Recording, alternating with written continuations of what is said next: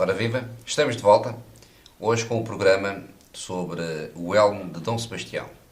O elmo que ele utilizou na Batalha de Alcácer Quibir. O meu nome é Oliveira Dias, tenho comigo, como habitualmente, o Rainer Danart, que conseguiu a proeza, conseguiu o facto excepcional de trazer para Portugal aquele que, e vamos explicar, ele vai explicar, como é que se chegou a essa conclusão, o elmo de Dom Sebastião.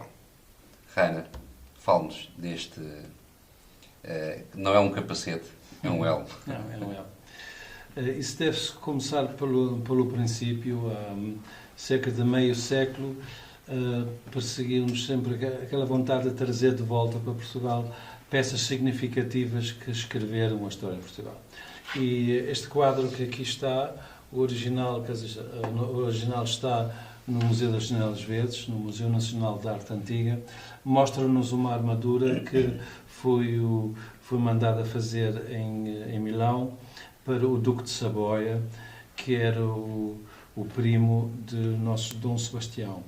A mãe do Duque de Saboia era a infanta Dona Beatriz, filha do nosso rei Dom Manuel. Casou com um Duque de Saboia e teve como filho o Emanuel Filipe.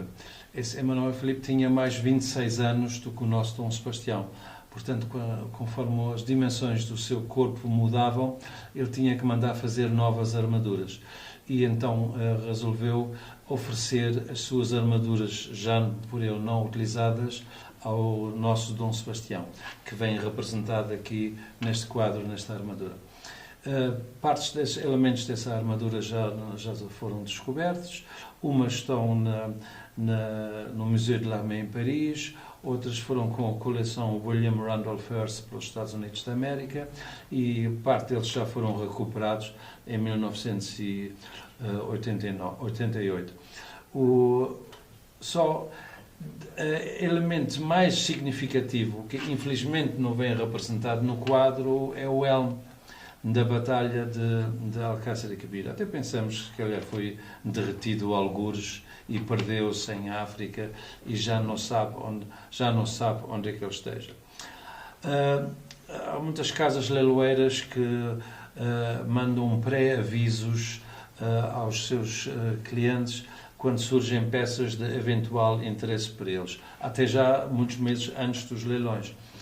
E de repente recebe uma carta, primeiro um telefonema, depois uma carta de uma leiloeira londrina a dizer que ia aparecer um elmo milanês de uma qualidade excepcional, atribuível ao Pompeu della Sessa e da oficina dos Negroli, e que talvez eventualmente poderia ter interesse para mim. Eu para já pedi uma grande quantidade de fotografias do elmo e estudei as fotografias e cheguei à conclusão: este elmo é do nosso Dom Sebastião. Nessa altura eu não podia dizer nada. Eles não sabiam isso? Não sabiam.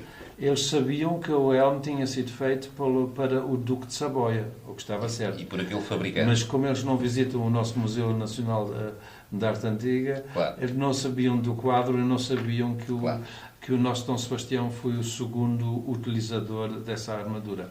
Mas quando o elmo foi adquirido em Londres e trazido de volta para Portugal, nós ainda não sabíamos que era o elmo de Alcácer Quibir. A esta conclusão chegamos após um estudo muito minucioso, com em todos os detalhes, já vou falar acerca disso. O que é que nós sabíamos acerca da armadura? A armadura tem uma chave própria de entendimento, portanto, para um elmo que aparecesse, tinha que condizer com aquela chave.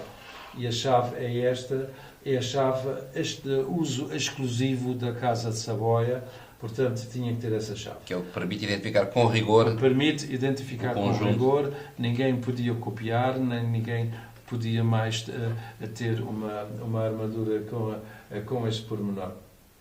E a existência do nó celta, aqui nesta gravação, mostra-nos que é da segunda armadura milanesa oferecida pelo Duque de Saboia ao nosso Dom Sebastião. Portanto, primeiro fomos comparar as fotografias com a chave. Idêntica. Não há dúvidas. A armadura foi mandada fazer para o Duque de Saboia e é dos elementos fornecidos pelo Duque de Saboia ao nosso Dom Sebastião. Depois queremos ter uma ideia qual é o aspecto que Dom Sebastião tinha nas suas 2 campanhas para a África. Muitas pessoas não sabem, mas Dom Sebastião foi 2 vezes à África. Este é o aspecto esta é uma fotografia da Real Armaria de Turim que mostra o Duque de Saboia com os elementos desta armadura que ainda se mantêm em Turim, na Itália. Simplesmente faltam-lhes as manoplas estão em sua frente, são essas 2, e por isso que é que eles fizeram? Fizeram um pequeno truque, puseram as manoplas da armadura do filho. A diferença é só na decoração. Este não tem o tal medalhão, porque o filho depois acrescentou a esta sequência de motivos, o filho acrescentou um medalhão. Portanto, o medalhão está presente nessas 2 manoplas. Portanto, essas 2 manoplas originalmente não são desta armadura. Essas manoplas é que são desta armadura. E o escudo que está aqui é a mesma coisa. O escudo é do filho, é do Carlos, filho do Manuel Filipe Manuel. E os 2 escudos da armadura que o Duque de Saboia ofereceu ao nosso Dom Sebastião, um está em Portugal e o outro está no Museu de l'Armée em Paris. E como em Turim já não tem nenhum, pagaram num escudo da armadura do filho só para completar. Isto é o aspecto que o nosso Dom Sebastião tinha quando foi para a África. Embora que esta é a armadura irmã. A armadura irmã feita para o Duque de Saboia, que ficou na Itália, fica na Lombardia. Esses elementos não vieram para Portugal. Lá ficaram. Este é o único que tem um elmo de viseira, quer dizer, o combate não se dá com um capacete desses. Um capacete desses é para uso ligeiro num passeio no parque ou numa parada de menor importância. Não é para combate, ainda muito menos em África. O elmo utilizado por Dom Sebastião na batalha, nós não sabíamos onde é que ele estava, e nós, para termos uma ideia do aspecto dele, fomos a essa fotografia. E essa fotografia ampliada dá-nos este elmo. Este elmo ainda existe. Está na Real Armaria em Turim e foi feito para o Duque de Saboia. Esse ficou lá guardado, nunca de lá saiu. Ainda mantém todo o ouro de origem, mantém as guarnições e os botões, mantém tudo de origem. Até ainda tem uma parte do azul de origem. Portanto, o que nós estávamos à procura internacionalmente é o irmão deste. E o que nos surge é este. E este é o irmão deste, só com pequenos pormenores técnicos de avanço tecnológico.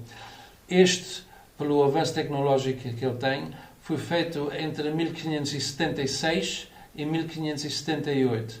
E este foi feito entre 1565 e 1570.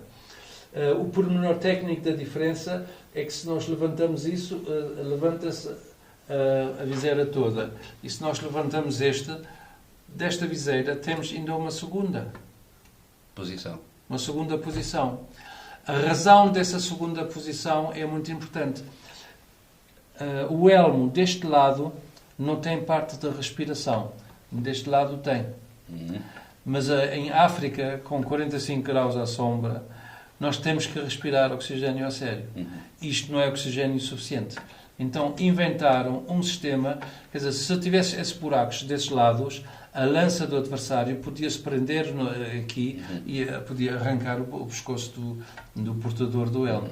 Então inventaram uma ventilação especial através deste segundo piso, que todo aqui à volta tem uma entrada de ar. Portanto, isto é um elmo muito arejado para haver uma circulação de ar constante em quantidade suficiente. Existem muito poucos exemplares com isso. Nós podemos datar isto exatamente entre 1575 e 1580, nem antes nem depois. Se fosse 1580, já não tinha esta gravação, porque teria o medalhão do filho. 1575 também não é, mas existe um exemplar numa pintura datada de 1575, mas feito para um outro fidalgo italiano, mas já com esse sistema. A ideia, depois tinha aqui uns botões que entravam. Este elmo foi pilhado. Toda a parte do ouro foi com escovas de arame arrancada.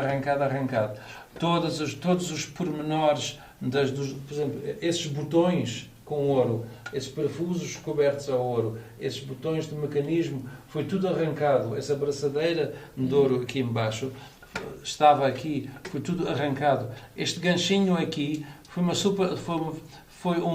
uma tentativa de restauro que o restaurador William Randolph Hearst mandou pôr no século XIX, porque claro, não tinha a peça original.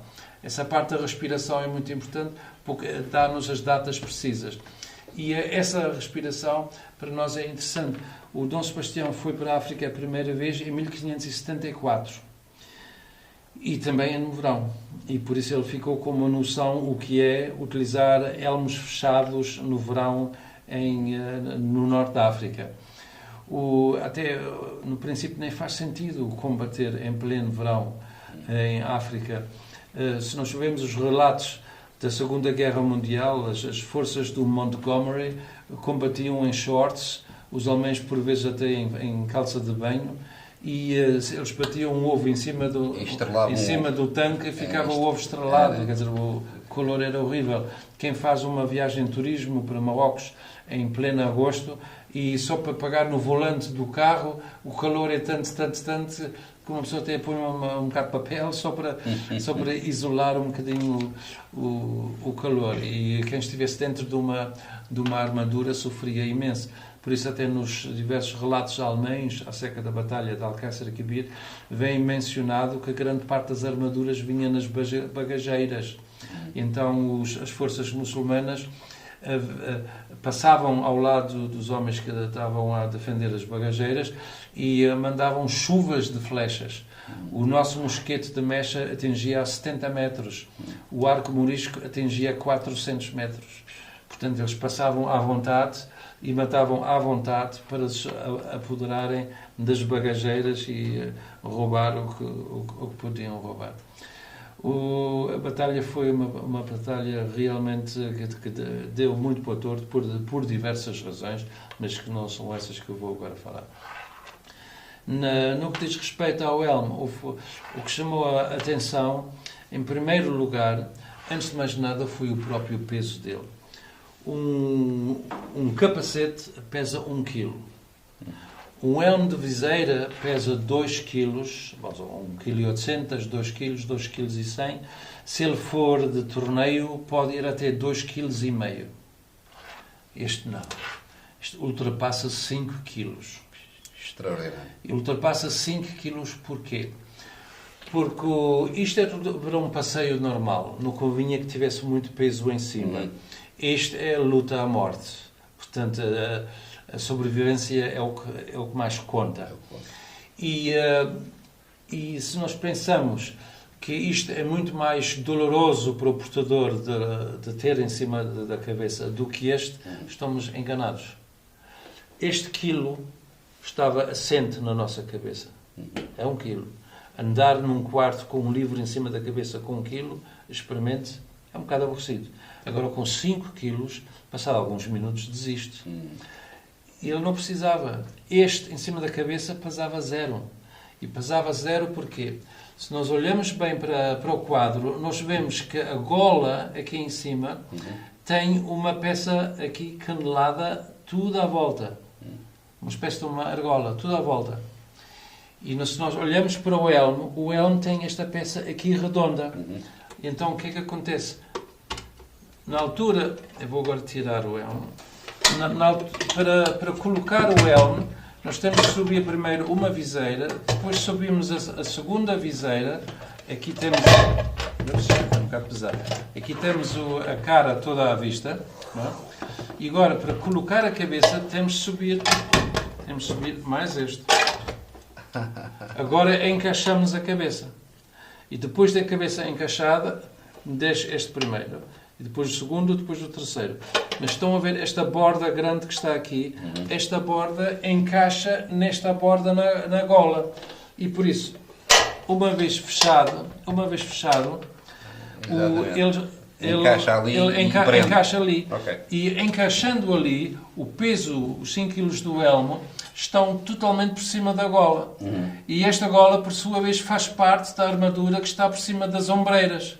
Portanto, o peso... Portanto, a energia distribui-se pelos ombros. Distribui pelos ombros e que, por sua vez, estão por cima do peitoral, que por sua vez, estão por cima da sela. Quem aguenta os 5 kg é o cavalo, não é o cavaleiro. O que o cavaleiro faz com este elmo, ele se roda para a esquerda ou roda para a direita. Ou por cima ou por baixo, mas roda. E o nome técnico, na época, era um elmo que roda na gola. Um elmo que roda na gola. Isto anula todo o peso ao elmo, distribui o peso por cima do cavalo, primeiro por cima da armadura, essa por sua vez por cima do cavalo, e dá uma capacidade de manobra bastante grande. Mas por que razão tanto peso? Eu já mencionei, isto pesa 1 kg. Se for de torneio, pode ir até 2 kg ou 2,5 kg. Mas o elmo de torneio, exclusivamente, tem o embate da lança em frente. Nunca tem nada de lado, ou da parte de trás. Este foi para a batalha, não foi para o torneio. E como foi para a batalha, todo ele é a prova de bala. Bala que venha de qualquer direção. Da esquerda, da direita, de cima, de baixo, por detrás, da frente. Qualquer bala de pistola, de mosquete, não atingia. E como as balas utilizadas naquela altura eram de chumbo, se batesse uma bala aqui nisso, a bala ficava acachapada, não é? Chata, caía para o chão, nem deixava marca sequer. O elmo normal, a armadura normal era em ferro.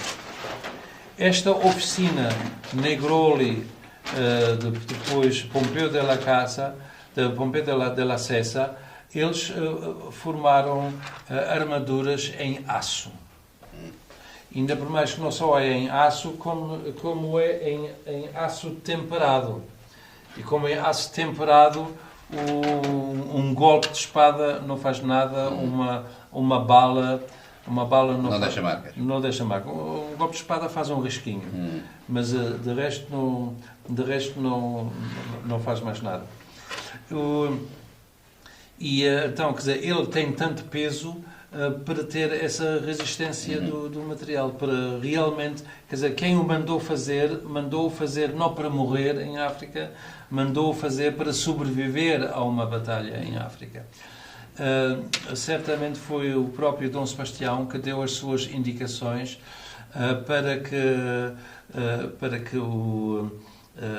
seja feito um elmo especial para a África, com esse sistema de aragem especial, e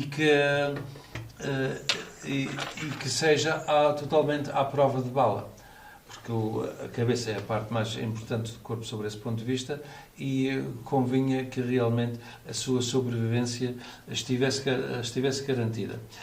Quando nós tivemos a peça na mão, depois de a ter adquirido, e conseguimos trazê-la para Portugal, e começamos a estudar, a comparar com os pesos de todos os outros conhecidos em todos os outros museus do mundo que têm indicações acerca do peso, nós vemos que trata-se de um elmo super especial, porque é uma encomenda especial, com um peso especial e com uma série de diferenças de pormenores técnicos que os outros não têm, principalmente a questão da respiração.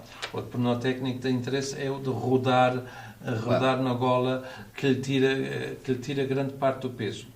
Depois começamos a estudar quantos elmos existem, em quais museus e quantos golpes têm. Há elmos com 2 golpes, com 3 golpes, com 4 golpes. há um museu que tem um elmo que tem perto de 2 dúzias de golpes. São 24 de golpes.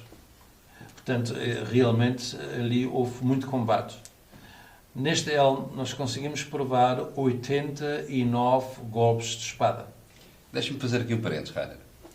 O argumento que este era um rei estúpido, como já muitos me afirmaram, cai por terra face aos cuidados que houve com a inovação tecnológica deste artefacto. O argumento que era um rei cobarde cai pela base com esse número que agora acaba de... Essa palavra de cobarde é a palavra mais ofensiva que se pode utilizar em relação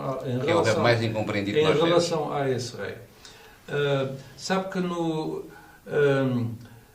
nos povos germânicos, antes de Cristo, quando no campo de batalha, quando os mortos estavam em terra, vinham as valquírias e viravam os mortos. E os mortos que tivessem feridos nas costas não eram levados para Valhalla. Eram abandonados para os animais da floresta, trataram deles. E seus nomes nunca mais eram mencionados. Porque tinham fugido. Claro. E levaram golpes nas costas, porque mostraram as costas ao adversário. Quem morre com um golpe pela frente, morre com honra. Exatamente. E é levado para Valhalla. Exatamente. E isto é nos povos germânicos. Mas nós para cá temos o seguinte: se nós viramos, por exemplo, eu escrevi um livro acerca disso, onde os golpes são todos mencionados em todos os pormenores. A grande maioria dos golpes são todos pela frente. Todos pela frente. E a maioria até deste lado. Portanto, o portador do elmo aproximou-se a uma multidão de gente, todos começaram a bater nele, a maioria deste lado. Um número menor, mas também deste lado. Ainda há golpes aqui de lado e golpes aqui de lado. Da parte traseira não há nem um único golpe. Isso é muito importante. Nem um único. Isso é muito importante. O portador deste elmo, que para mim, na fase inicial da batalha e durante a maior parte da batalha, foi o próprio Dom Sebastião. Na parte final, não creio que tenha sido ele que tivesse utilizado o elmo. Mas o portador deste elmo, tanto o primeiro como o eventual segundo... Não era seguramente um cobarde. Nunca mostraram as costas ao adversário, nunca mostraram sinais de vontade de fuga, antes pelo contrário, mostraram esses sinais de muita coragem e muita valentia. E examinando depois em pormenores o elmo, nós conseguimos ver a diferença entre os golpes de espada, conseguimos ver a diferença entre os golpes de sabre, que são mais finos, conseguimos ver uma série de pormenores. Isto é um pormenor... Mas as forças muçulmanas só usavam sabre. Não, usavam sabre e usavam espada. A espada também. Espada também. Okay. Só o sabre faz um golpe circular, portanto muito fininho. E punha aqui a hipótese de haver traidores no exército de Dom Sebastião. Não, mas sabre e espada foram ambos utilizados. Okay. As forças muçulmanas eram de diversas origens. Havia turcos a combater, havia mouros do Norte de África a combater, infelizmente até de Espanha a combater do lado contrário. Por exemplo, todos esses riscos que nós vemos aqui são tudo golpes de espada ou de sabre. Este é o mesmo com a viseira levantada. Isto é o elmo visto pela frente. Vejam pela parte da frente o que ele não sofreu. É golpes, o que ele sofreu. Aqui as fotografias em si. Agora vamos ver as mesmas fotografias, mas ampliado. Cada flecha vermelha é um golpe de espada. Isto é só na parte da crina. Cada flecha vermelha, é um golpe de espada. Cada flecha vermelha é um golpe de espada. Eu devo mencionar, cada um desses golpes que nós vemos aqui, o dono da espada ficou sem a espada. Porque tendo um sabre morisco, com lâmina de damascena, muito fininho, extremamente cortante, batendo contra este elmo, Estilha sabe. é a mesma coisa como bater contra uma bigorna. Pim! Partia. Devem ter ficado danados. Claro. Não? Mas partiu. Cada golpe desse, para um golpe desse, deixar uma marca deste tamanho, uma marca deste tamanho, uma marca deste tamanho, olha, veja a força desta marca. Uma marca deste tamanho, uma marca em cima de aço. Não é ferro. Uma marca em cima de aço. A lâmina parte-se. Portanto, das 89 golpes que aqui estão, aqui partiram-se à vontade 70 espadas e sabres. Vejam os golpes, mais ampliados ainda. Estão a ver os golpes? Isto, por exemplo, aqui a diferença. Isto é um golpe de um sabre. Isto é um golpe de uma espada. Vejam aqui a quantidade de golpes. Visto o elmo com o segundo maior número de ferimentos conhecido a nível mundial, tem 2 dúzias de golpes, 24. E o nosso tem 89 golpes. Aqui passou-se algo muito diferente do normal. Mas já a maioria dos reis mandavam combater. Não eram eles que combatiam.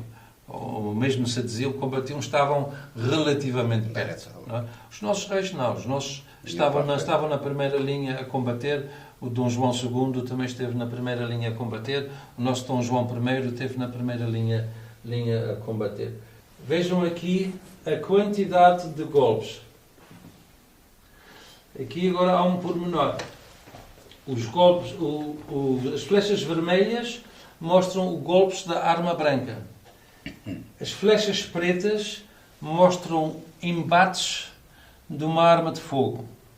E que arma de fogo é? Não é pistola, não é espingarda, não é carabina, não é mosquete. É uma granada. Uma granada que rebentou muito perto do elmo. E isto são os pequenos fragmentos da granada que bateram nas diferentes partes do elmo. Aqui vemos a maior ferida. Isto é um embate de um fragmento de granada. Isto é o maior estilhaço da granada que bateu. Se quiserem ver no próprio elmo, está aqui. Da parte traseira. Quem tiver carta de condução e guiar para aqui, sabe que aqui há uma coisa que se chama ângulo do morto. E aqui outro também há um ângulo do morto. Que coisa mais estranha. O elmo de Sua Majestade está assim e leva um tiro com uma granada exatamente do ângulo do morto. Não houve nem um único golpe de espada aqui. Não houve nem um único golpe de espada aqui. Para alguém dar um golpe de espada, tem que se aproximar até o mínimo 1 metro do portador do elmo. Agora, com a arma de fogo, pode estar a 10 metros ou mais da distância. E foi o que aconteceu. Alguém esteve a 10 metros ou mais e disparou uma arma de fogo, não com tiro de chumbo, mas com granada de ferro que rebentou perto do elmo. E esses pedaços aqui bateram aqui e fizeram esses furos. Agora, o que eu achei muito estranho, isto é na própria viseira, vejam aqui, até na viseira, estão aqui golpes de espada, golpes de espada, golpes de espada, golpes de espada. E de repente, aqui um estilhaço de granada, um estilhaço de granada. Como é que uma granada que bate aqui de trás, que é de forma traiçoeira enviado exatamente do ângulo do morto, como é que ela embate na viseira? Ela não consegue dar a volta. Pois não. A não ser que Sua Majestade, ou quem portasse o elmo na altura, já considerasse a batalha terminada. Ganha. Já não tivesse nenhum inimigo com arma branca à sua volta. E resolvesse, prever bem, abrir o elmo. Abrir o elmo. E foi nesta altura em que ele tinha visibilidade toda para a frente. Não havia ninguém aqui que o combatesse. Aqui por detrás, possivelmente, só estava alguém que pensasse que estivesse do seu lado. Mas se calhar na realidade não estava. E de repente manda-lhe um tiro com uma granada que rebenta, já estive a comparar as linhas todas a cerca de 1 metro de distância, rebentou a granada e os telhaços da granada atingiram isso tudo. Isto é quase uma investigação policial. Não, mas tem que ser mesmo, porque nós chegamos a estudar todos os ângulos de todos os embates que houve e todos eles vão para o mesmo centro. Este centro está a 1 metro do elmo, aqui por detrás. Portanto, alguém disparou e só pode ter disparado uma granada e uma granada de ferro. Uma granada muçulmana desta época. Isto é uma granada muçulmana do século XVI. Ela é feita em barro cozido, cheio de pólvora, tinha aqui uma mecha acesa, acendia-se a mecha e atirava-se a granada. Isto é muito, muito mau contra peões. Não contra isto, não fazia nada. Contra o elmo de Dom Sebastião ou a armadura de Dom Sebastião. Assustava o cavalo, está bem. Pronto. Mas pronto, mais nada. E o cavaleiro, pronto, tudo bem. Sim, mas nem deixava marca sequer. Uma granada moura em 1578 não podia ter deixado marca nenhuma. A única granada que podia ter deixado marca é uma granada atirada por uma arma deste modelo. Este não é da época de 1578. Este já é posterior. Mas é um fecho de roda que lança uma granada. E que existia naquela altura. É muito raro, mas existia naquela altura. Este modelo é de carabina, é de apontar ao ombro para disparar. O outro modelo que deve ter sido utilizado aqui era em pistola, que tinha uma coronha idêntica às pistolas de roda normais. Portanto, do coldre só se via a parte terminal, que é uma grande bola em madeira ou em ferro. Mas ninguém via a parte do mecanismo que estava dentro do coldre. E alguém podia se ter aproximado à sua majestade. Quando diz alguém, tem que ser um europeu. Isto é armamento europeu. Isto já é uma outra fase da investigação. Claro. Ao ponto que eu chego, e hoje não tenho dúvidas, alguém mandou assassinar Dom Sebastião. Isso é uma revelação extraordinária que é feita hoje aqui na TVL. Uma arma de roda de tiro de granada no século XVI, em 1578, era extremamente rara, extremamente cara e muito difícil de manejar. Portanto, é só com muito dinheiro que alguém podia obter uma arma dessas. Certamente nenhum muçulmano de nenhum exército moro do Norte de África. Alguém estava lá, possivelmente até vestido à europeia, porque o portador do elmo deixou-o aproximar-se, sem preocupação, dali não há perigo nenhum, abriu as duas viseiras para trás, já não há mais golpes nenhum de espada, portanto ninguém estava mais à volta dele, e de repente apanha com este calibre em ferro a arrebentar a 1 metro de distância. O embate foi de tal maneira terrível.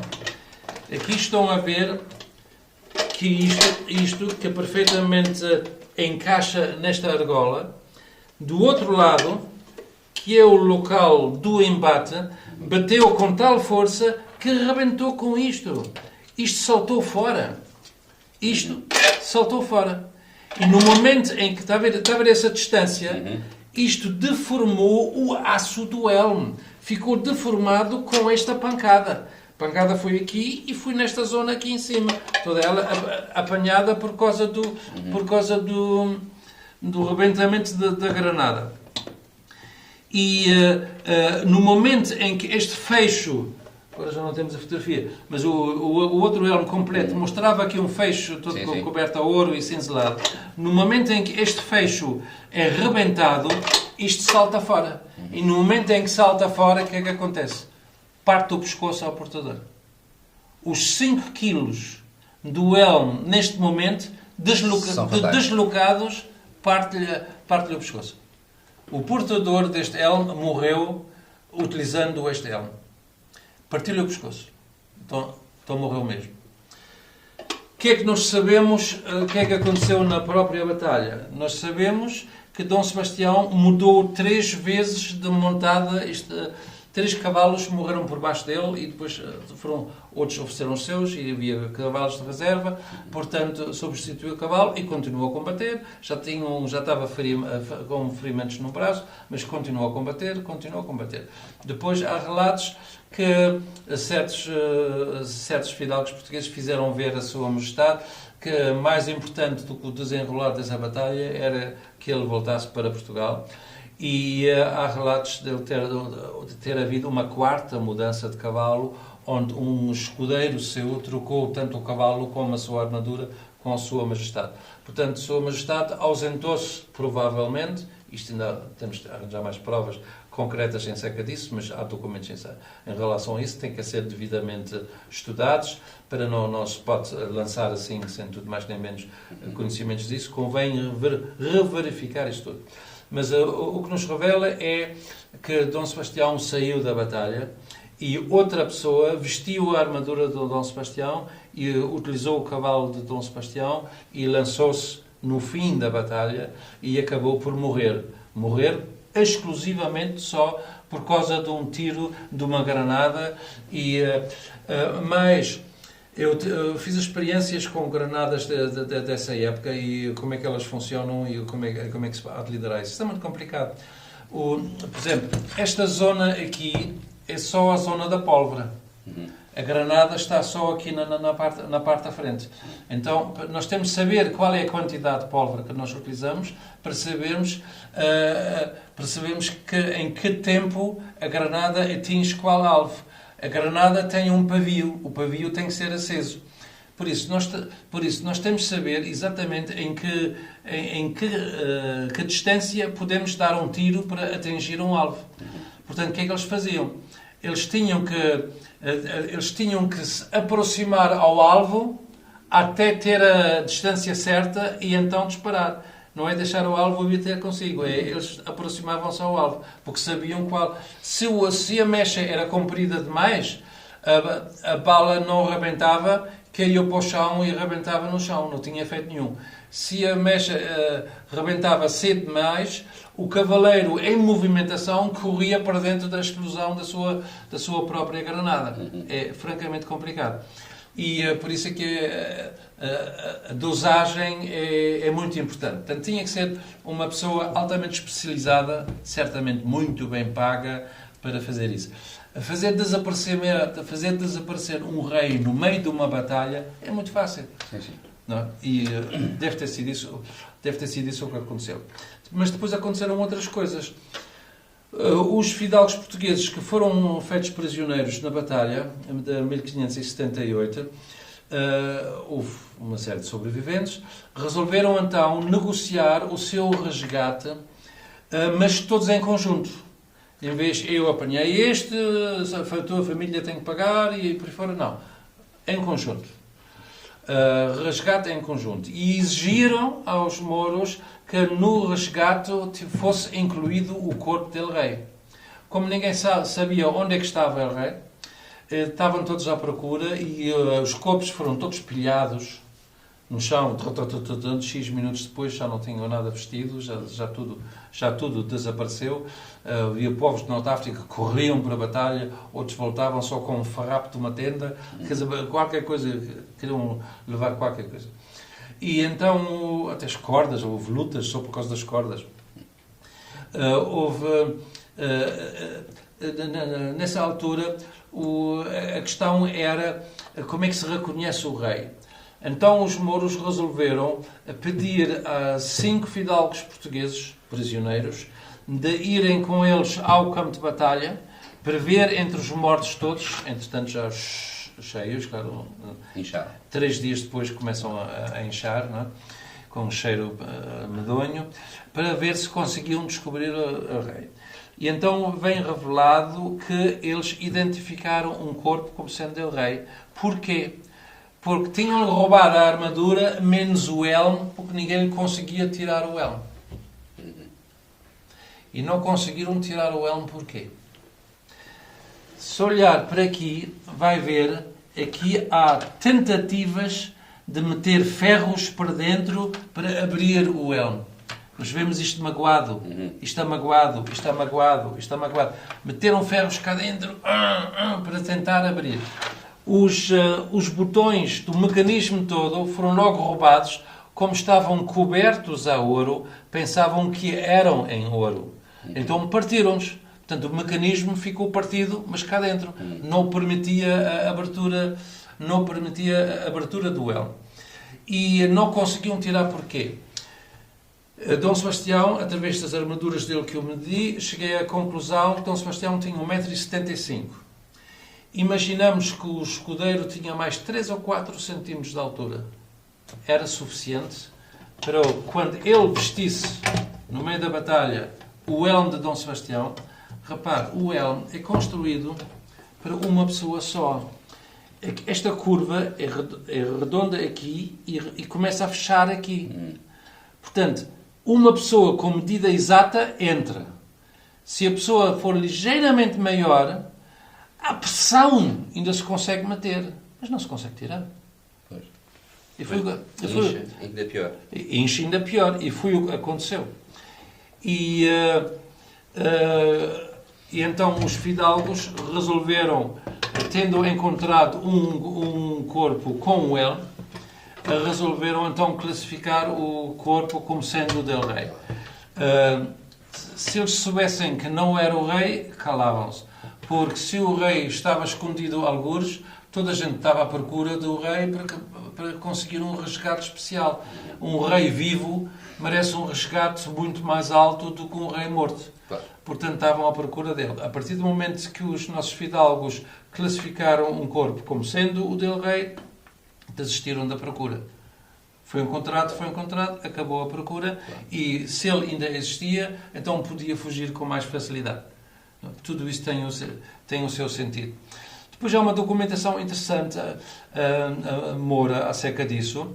O vencedor, que então intitulou-se Imperador de Marrocos, deu ordem ao alcaide da cidade de Alcácer Quibir para aceitar o corpo do rei de Dom Sebastião e com o elmo e para o enterrar a árabe, só dentro de uma caixa de madeira, na terra, dentro da própria casa, o pátio, possivelmente, do alcaide.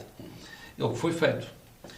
E ele, portanto, foi o primeiro enterro do elmo com um corpo.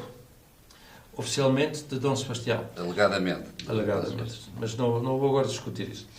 A segunda narração que nós temos acerca disso é a negociação em relação ao resgate, e quando as negociações chegaram a bom resultado, foi dada ordem do nosso governador de Ceuta, que Ceuta mantinha-se em mãos portuguesas, de Conchis cavaleiros portugueses e os respectivos passos de livre passagem, irem a Alcácer Quibir para receberem o corpo do rei Dom Sebastião.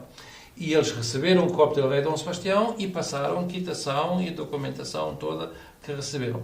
Portanto, o corpo foi enterrado na casa do alcaide em Alcácer Quibir. Foi desenterrado e transportado por nossos homens para Ceuta.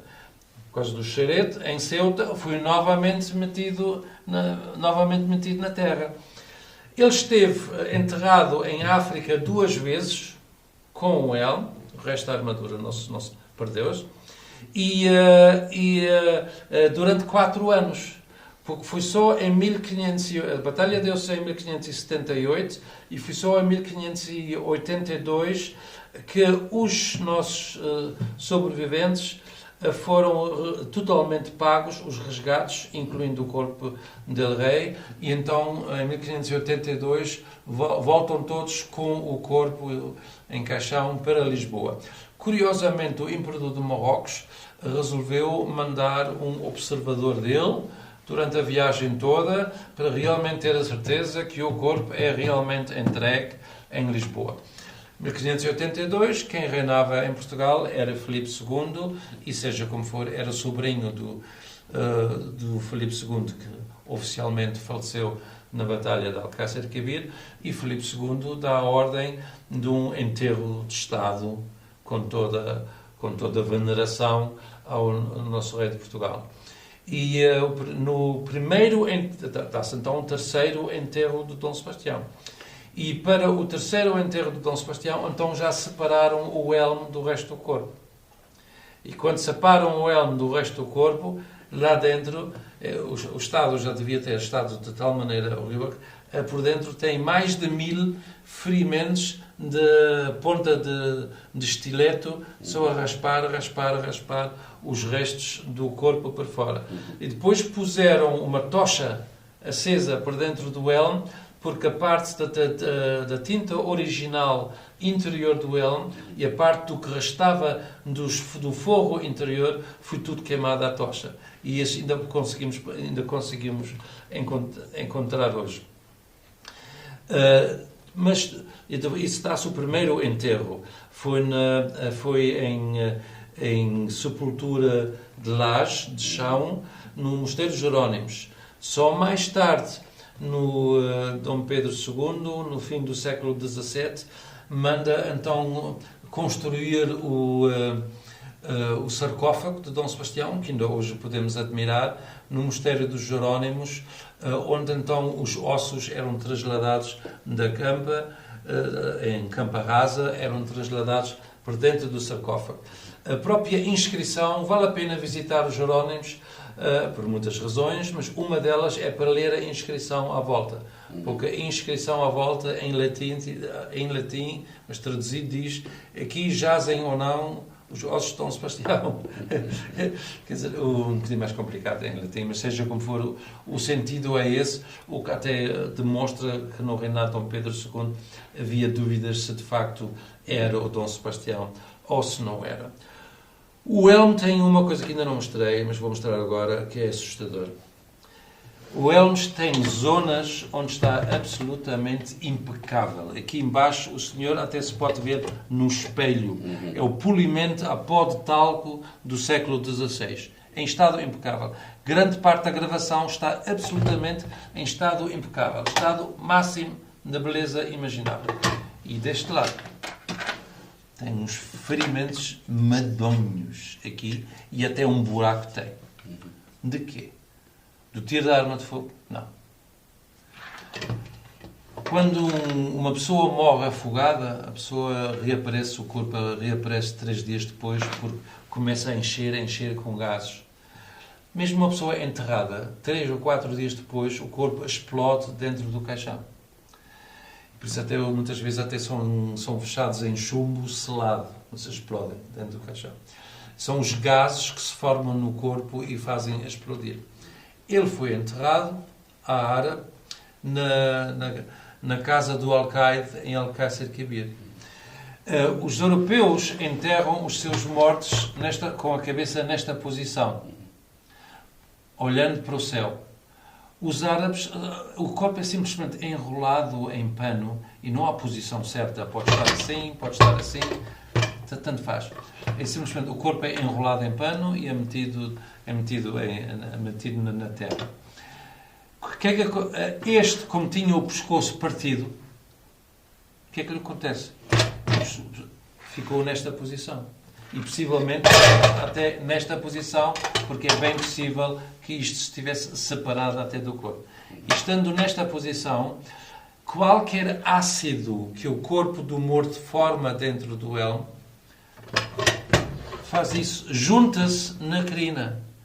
E não se junta nos dois lados, só se junta num lado. Esta crina é muito espessa em aço, mas furou. Furou e pingou. Pingou por dentro do caixão. E a poça que fez dentro do caixão atingiu esta zona toda do elmo. Por isso, o ácido do corpo saiu do elmo aqui e atingiu esta zona toda. Isto é inédito. Nunca se viu um elmo, ainda por mais com essa qualidade, com este ferimento de ácido. Não. Este ferimento de ácido é causado pela decomposição do corpo que nesta altura esteve no elmo. A pessoa que raspou aqui os restos todos para fora deve ter sujado as suas mãos com esses restos.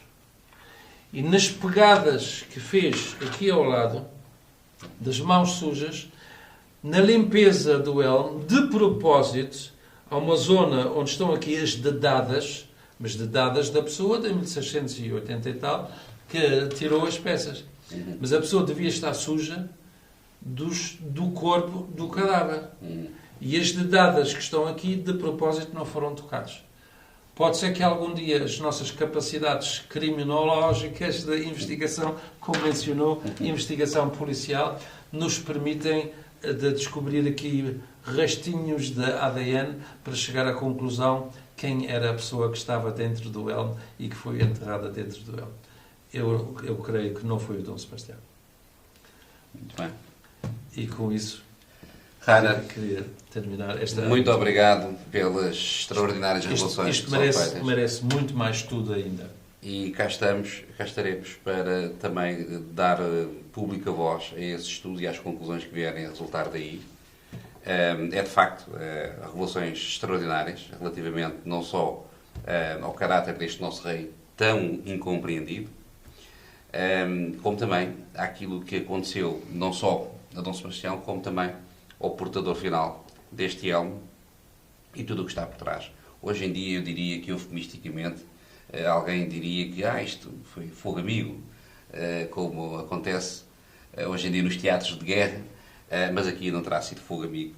Aqui terá havido uma traição europeia relativamente ao nosso monarca e interessados à época não faltariam na eliminação do nosso rei. E, aliás, a história encarregou-se de mostrar. Tudo isto merece ser devidamente estudado. Tudo merece ser estudado. Por enquanto, depois de ter estudado o elmo ao ponto que se chegou, um enxame de novas perguntas veio. Claro, claro. Para si lá em casa, espero que tenha gostado. Voltaremos com outras revelações e com outras histórias para contar. Muito obrigado.